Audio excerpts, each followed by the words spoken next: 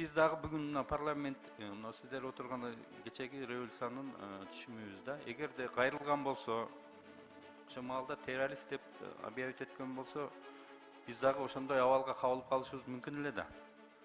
Менде мындай суроо бар да, Камчек Кыдыршаевич, сизде маалымат болсо керек. Бизде ушундай 3 жолку революция дейбиз, төңкөрүш дейбизби, толкундоо дейбиз, 3 жол болду. Ошол 3 жолку болгон президенттер ошол мезгилдеги ушундай кайрылышканбы ОДКБга? Кайрылышкан эмес, 2010-жылы гана Оштогу болгон кок алаңда убактылуу өкмөт кайрылган деген бир маалымат бар. Ачык айтканда ал маалымат эле такталган жок. Ал эми 2005-2020 жылкы баягы элибиздин каалоосу менен болгон маселелерде эч ким эч кайрылган эмес. Биз өзүбүз эле кыргыздар, кыргыз коомчулугу өзүбүз эле жакшынакай кылып бир күн ашып кетсе 2 күн ичинде маселелерди баарын чечип алганбыз.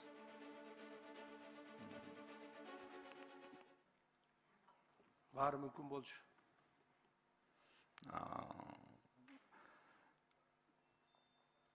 Бул жерде биз азыр келишимдерди аткарышыбыз керекпиз. Милдеттүүбүз.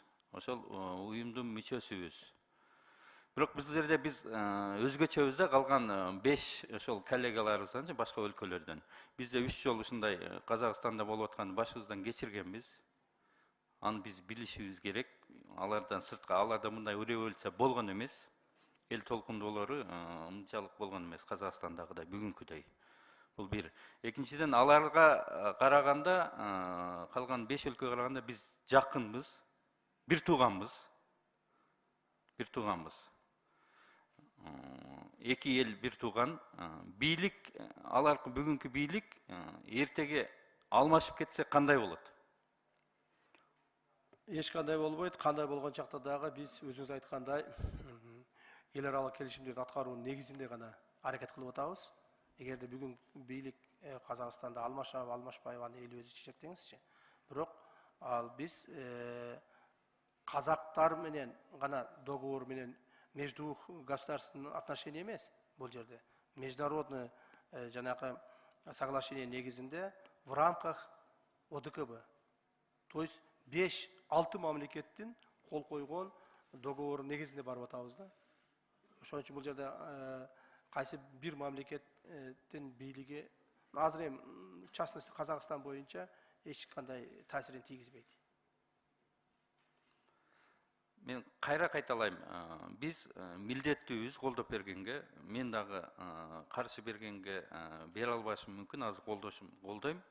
Ошол эле мезгилде бул жерде террорист деген түшүнүктү алар далилдеп кайрылыш керек эле да ОДКБга. Алар далилдеп бердиби? Сиздерден бир суроо болдубу? Террорист болсо кайсыл уюм? Ошончо жалпы Казакстан көтөрүлгөн элдин баары террористпи деген суроо коюлуш керек да ОДКБнын ичинде. Аны эми бийлик өкүлдөрү өздөрү чечиш керек. Ошол Казакстан бийлик өкүлдөрү. Кимдерди айтышты алар башка жөнүндө. Бирок биз эсептебейбиз. Жалпы казак эли террористтер деп эч качан эсептеген эмеспиз жана эсептебейбиз. Боордош казак элибиз биз менен эле бирге кыргыз менен кылымдардан бери жана чачап келаткан эл. Бирок ошолордун арасында жанагы деструктивный силы чыгып кайсыл бир террористтик аракеттерди кылгандыгы бул анык. Ошондуктан бир нече ондогон мамлекеттик мекемелер күйүп өрттөлдү.